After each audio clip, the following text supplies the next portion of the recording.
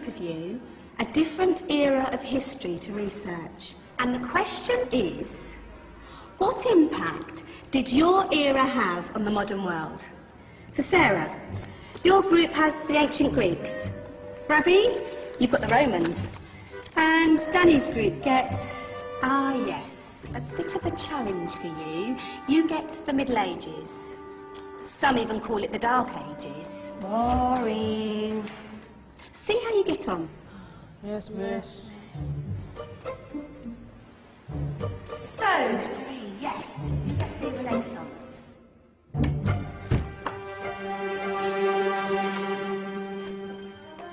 Is that the librarian? I guess so. How are the Dark Ages going to have anything to do with us? Excuse me.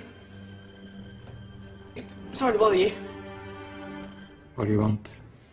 We need to find out what impact the Dark Ages had on the modern world. Never was a period of history so poorly named. Don't touch. It's priceless. And I suppose someone's been filling your head with the usual nonsense, eh? 1,000 wasted years. A black hole in history, am I right? Yeah, sort of. You see, it's always the same. You assume it was all mud, disease, death and destruction, with marauding mobs of barbarians ripping down the good of former civilizations, burning and plundering as they went. Nothing of any worth invented either, eh?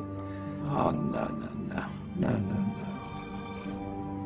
Go on, Wilfried. Sorry to bother you. Come on, it's probably not worth it. Everyone knows that the Greeks and Romans invented everything anyway. Oh, did they now? And you're sure about that, are you? You know, I might just have something for you. You seem to be up to the task.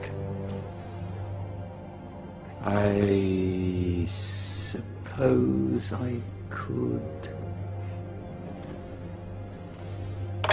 Follow me. I've got just the book for you.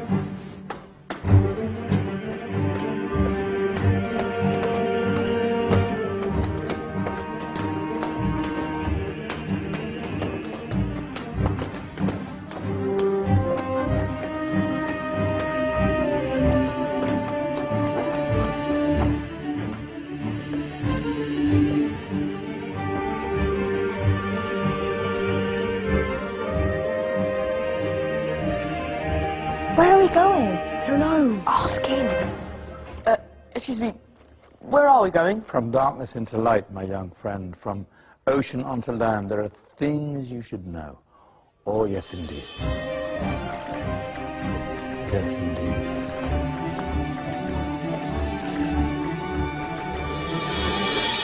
Now, I know I left it around here somewhere.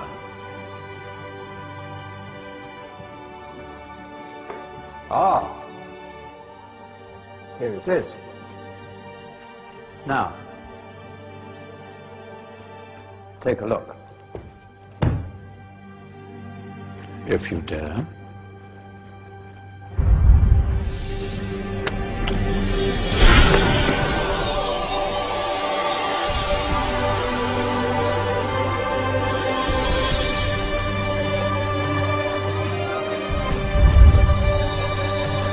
What's going on? Welcome to the Dark Ages, or as it should be known, the Golden Ages. Who are you? I am Al-Jazari, engineer and ingenious inventor. I thought you said this was the Dark Ages. It doesn't look very dark. That's because it's all a matter of perspective, my soon-to-be illuminated friend. Of course, there are parts of the world that weren't dark at all, but in a civilization that stretched from Spain to China, the golden rays of discovery and invention shone over everything. What civilization? The Muslim civilization, my young friend. Through scholars and scientists of various faiths, some of the most important discoveries known to man were made at this time. Discoveries that drew on knowledge of the ancients, but have more connections with your modern world than you could possibly ever imagine. Like what? Well, all sorts of things. I've got to get a picture of this. I knew it was a good idea. Who are you? Allow me to introduce Ibn al-Haytham, a great scientist whose ideas led to the invention of the camera. You invented the camera? I laid the foundations for modern cameras by explaining how our eyes work. I found a way of projecting an image onto another surface through a small hole in a dark room, later called camera obscura. Think of all the things that evolved from this discovery. Cameras, cinema, all share the same principle. Cool. Look out below! Who's that? That's my good friend, Abbas ibn Farnas, who gazed up to the heavens, passionate in his belief that man could fly. Whoa. Indeed, he dared to dream about flying 1,000 years before the Wright brothers. Do you know you all take your jet-setting holidays for granted, so it only seems fair to remember Abbas ibn Farnas? Stand by. I'm ready for takeoff.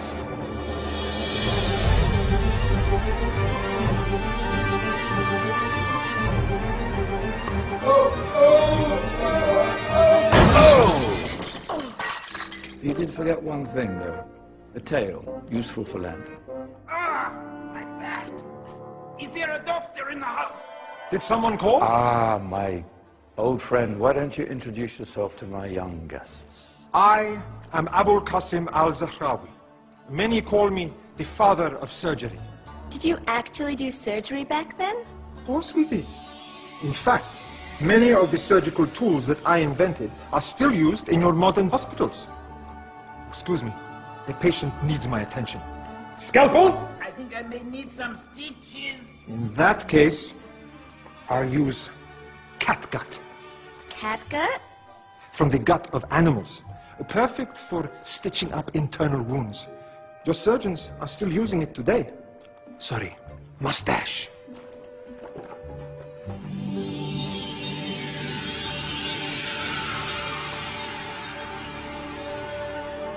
Who's she? That's Maryam al-Astrolabi. One of the many brilliant women of her time. She made sophisticated astrolabes. Astro what? Astrolabes. They show the sky and the stars on a small flat plate you can hold in your hand. Think of them as ancient calculating or timekeeping devices. Today you have your watch, your compass, satellite navigation, helping people and explorers travel the world. Science at its brilliant best. And all these things were developed during the Golden Ages. And that's just the tip of the iceberg. There were thousands of other inventions covering all areas of life, and in the years that followed, their influence spread across the whole of medieval Europe. So you see, it wasn't so dark after all. What about you? Me? What did you invent?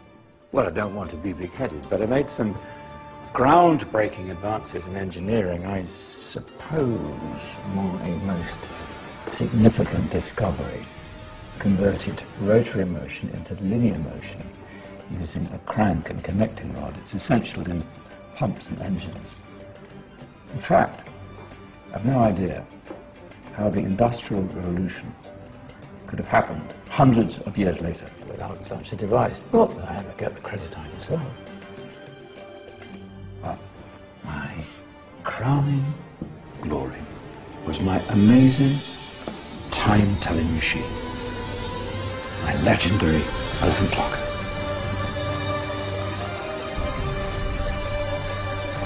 It's a clock. Yes. Dozens of components collected from different cultures around the world. Indian, Greek, Arabian, Egyptian, Chinese. Wow. A United Nations clock. That is pretty cool. Does it actually tell the time? Well, yes, of course. If it wasn't for me, thousands of people would be late for everything. Speaking of time, we'd better get you back. And remember, Spread the word. This is a golden age, and I've only shown you a tiny part of this wondrous time. There are countless other scientists and inventions directly connected to your modern world. You're just going to have to find out for yourselves. Oh, wait.